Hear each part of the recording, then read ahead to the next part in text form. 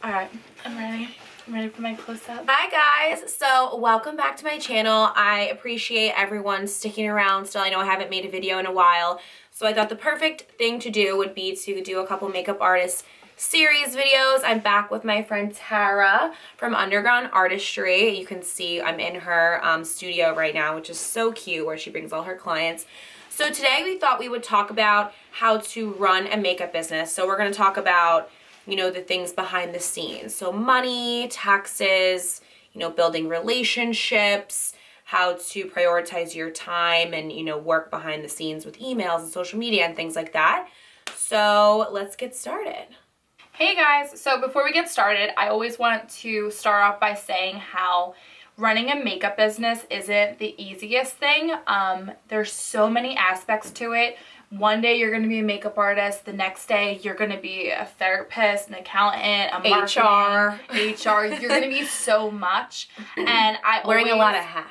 Yes. So it's not always blue skies and rainbows because there is so many parts to it, but at the end of the day, it really is so much fun. And you know, there's so many cool jobs that you're going to do and get to experience that I always think it's completely worth it.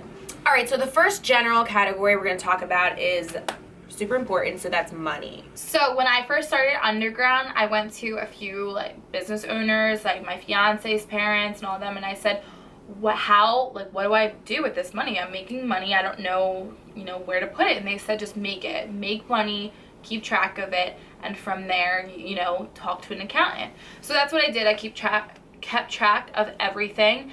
And then how do you keep track of everything? Like, do you write it down, or is it online, or? Yeah, so I mean, I keep it in a certain place, you know, a calendar, and you know, it really helps me. You know, like a year from now, I can see, okay, during this month I made this much money, and then this, you know, this time around I'm like, why am I not making this much money, or why am I making more money? And you can kind of compare. So it definitely helps you. Good indicator for growth, or for change or whatever. Okay. And then also setting your prices and being firm with them. I'm not really going to go into too many details because we did a video about that before. Yeah, I do have another. I really still don't remember if you're in this video or not. I might have like filmed it randomly in Boston. I can't remember. But I do have a video on how to set your prices and just about pricing in general. The only thing I'll just get into with that now is just a short little, you know, look around, do your research about your area that you're in, and you know, what other makeup artists are charging around you. You know, what Sephora and MAC charges and da-da-da is $50. So if all else fails and you have no idea what to begin with $50 as starting for your prices. Yeah, so that's that. Sure. But I'll leave in the description box the video where I specifically go into pricing, and you can check that video out. So talking about keeping track of all your money really brings me into the topic of taxes, which scary. It is scary. Even me working just for like a company that they take the taxes out of my paychecks, it's all straightened up for me. It's still confusing and a pain in the ass. So it's obviously something that she was asking me, you know, we were trying to think of what topics to do for these videos, and she was like, if you were, you know, going to become a makeup artist and do this as your business, what question would you have? And that was kind of my question, just how does it work with that and the money and everything. So So with taxes, keeping track of all your money, like we were just talking about, helps you so much when you go to your accountant because you see how much money you made. So by doing that, you can also sign up for those bookkeeping apps like QuickBooks, and there's like a whole bunch of them you can sign up for. I suggest you do that. Along with doing that, keeping all the receipts, and like you can either log them in, or you can be like me and wait until the end of the year and collect everything, and it's just receipts for you or from your clients? Receipts for like what your products that you're purchasing, your guests, writing down your mileage, like saying like, okay, I traveled this amount of miles today. Anything that you could like write off. Anything, anything basically. they're all write-offs, and they're all really important with your makeup. And then you can you can talk to your accountant who you trust, and they'll say, okay, we can use this, we can't use that. So taxes is like a whole other video. And that's something that you would go and find somebody at like H&R Block or whatever. Yeah, just an accountant that you trust. Mine specializes in small businesses, and that's why I liked him. Just a side note, when you're first starting out, you really want to be honest with what you're making. You want to show growth in your company. with for at least 2 to 3 years to get a mortgage. And that's something I'm so happy that I knew because we just got a house and that helped Not us, but Not her and her fiance. Yeah. We just moved in together. We just moved in, you know. So yeah, that helped us tremendously. Definitely recommend it. Show growth. Talk to your accountant and they'll explain more. Okay, so the next topic we're going to talk about is just kind of how to, you know, keep yourself busy and expand from, you know, just your weddings and what to do Monday through Friday and how to really kind of make this your whole lifestyle and your whole business besides just your standard jobs. So people ask me all the time, well, what else do you do besides makeup? And it's true. Makeup's a weekend job most of the time, especially wedding makeup. So Monday through Thursday, you know, I do lash extensions. I do lash lifting, which we're going to do on me, and we're going to put this video up. We'll see which one I pick first, but... And then microblading. Anything beauty related. It's really nice to have that extra income. Totally. And also it's another way to branch out and reach more clients besides who just want makeup. Yeah, and just another thing too to just fall back on if it is a slow month or week or whatever for weddings, or if it's not directly wedding season. And obviously these are things that aren't just something she just went out and bought a kit for and just did. You know, she's certified to be able to do the lash lifting and the lash extensions and microblading, I'm assuming. Yeah. So it's just anything that is beauty related that even if, you know, you don't necessarily do hair like that, but you've dabbled and whatever. So if you're interested in doing hair or taking other kinds of classes, just really staying an expert in the beauty industry in general. And just, you know, because if you had a job at a company and you're in marketing or whatever, you wouldn't just do the same thing every day. You're constantly researching for other ideas and how to get better at your job and how to expand and grow and everything. So you just want to keep it in mind that it is a business and why not expand to do other things that are all beauty related. So yeah, and just another side note too, my slow months begin in December to early March. So you have those months that wedding makeup is going to be down, and that's why you also have to keep yourself busy with something else, because you're going to be like, okay, how else am I going to be making income during those months? So you want to prepare beforehand and set aside money, of course. Okay, so the next thing is obviously super important, just in any career, any industry, but just about building relationships and, you know, why it is such an important thing, who to build relationships with, and, you know, how to do that. So I have a ton of relationships with a lot of frienders, we call them. And what that is when you go on site to a job, you want to make friends with the hairstylists, the photographers, like all the other vendors that are there, because they're going to recommend you and they're going to get you a lot of jobs. Just think about it. The weddings that you're bringing in, and imagine the weddings they're going to bring in, they're recommending you. Imagine all the extra jobs you're going to be getting. So and you so recommend important. them too, right? Yeah, I recommend them. I have like a vendor list that I send out to my clients. And then there is your client relationship, which is so important because word of mouth is a way you're going to get most of your business. And if you maintain a really good friendship with them, that they trust you, they're going to tell their girlfriends and their friends and whoever else. Totally. And you're going to get a lot of business that way. Totally. I even know that just seeing, you know, I looked at my friend had her makeup done or whatever, not even my close friend, but a friend of a friend, and I saw that she had her makeup done. I was like loving how it looked because I know I'm super picky since I do makeup. I immediately like went and found her Instagram, and I would have never found this chick through anything else besides, you know, me seeing a friend of a friend, you know, rave about her and tell me about her. So it is all super important. And I have this girl now, and if I get married in 4 years or whatever, I'm gonna think of her because I take that shit seriously. So another thing that you could do with your clients is this client program where you can give them maybe like 3 business cards with their names on it. When they leave, they can pass it out to their friends, and then if those 3 business cards come back to you, you can do something for that client, free makeup, free lashes, whatever you're offering as one of your services. Yeah. So I always think that's a really great idea to branch out and get more clients too.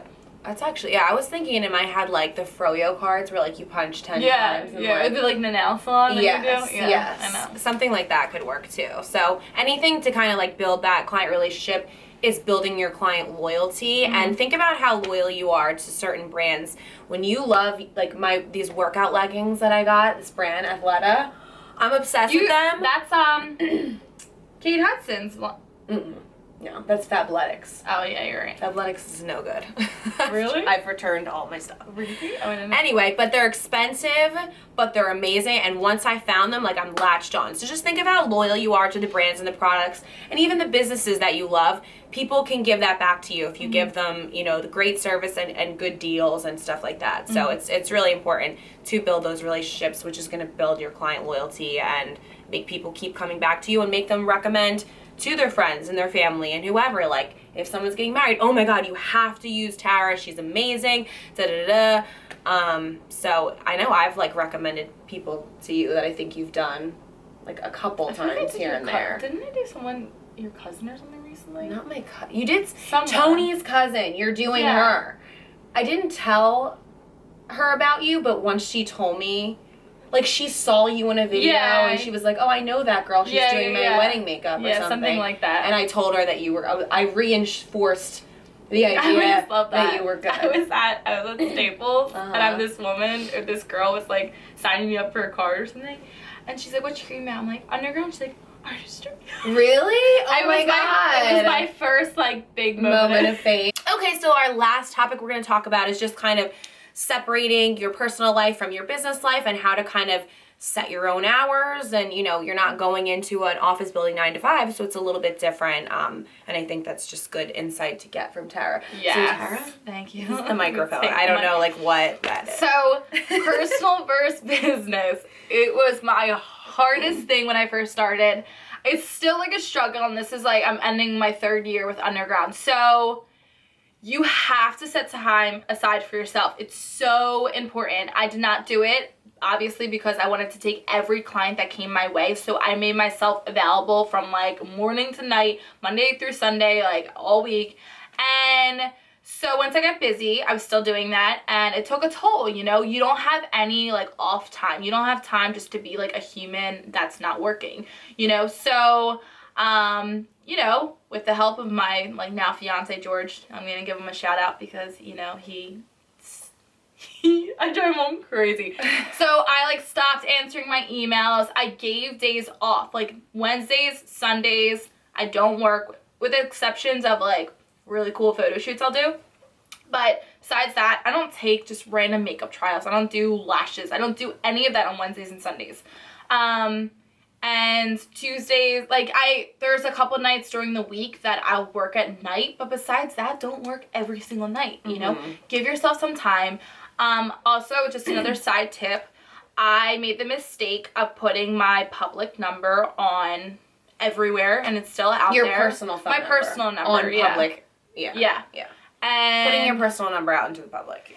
Yeah, and I get, like, scam artists calling me all the time. So it's hard. I mean, that is hard, though, because it's like, when you're first starting out, I mean, do you have the budget to just get another cell phone? Well, they also offer Google phone. There's Google number where you can go under Google and put, like, a phone number, and you can connect it to your personal phone, and then you could shut it off at nighttime. Like, that so number. then you'd still be able to receive personal text and calls, but that number would be closed. Yeah, so that, if you're starting out, listen to me. Go and figure out that Google number thing that I'm talking about and do it. And it's too late for her. And then you can thank me in a couple of years because just do it. So another thing is you want to definitely create structure, you know, on the times that you're working during the day.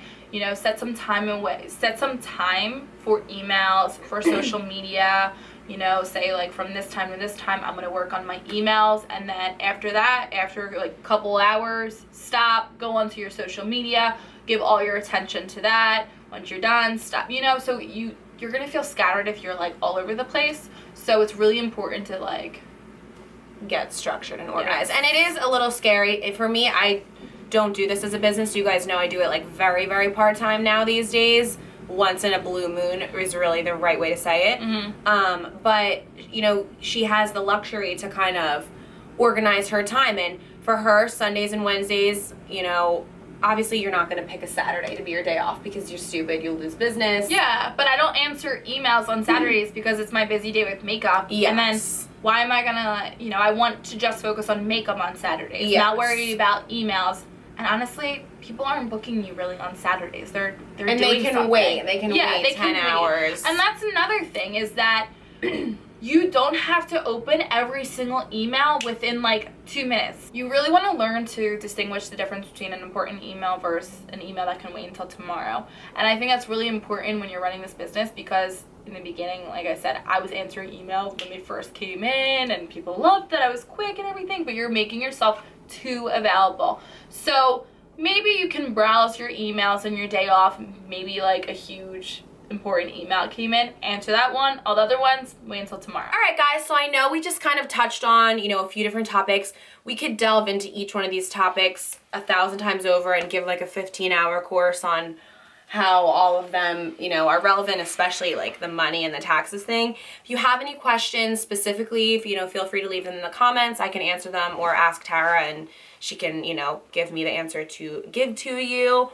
So I hope this helped. If you have any other ideas that you're looking for makeup artist specific, videos for how to get started or whatever, please leave them in the comments. If you see somebody else has left one, please thumbs that up, because I do kind of, me and Tara will do these now like every couple of months and just film like a bunch in one day. Since we're both, really busy, cool adults, and we can't do it all the time, so we'll film a lot all at once. So please let me know what you guys want to see, and hopefully we'll be able to film it next time. Thanks, Tara. You. I'll see you guys all in my next video. Bye, guys. Okay. All right. Because it's not. So, because they're. Because there's. Oh my god. My hair looks like shit. It really doesn't.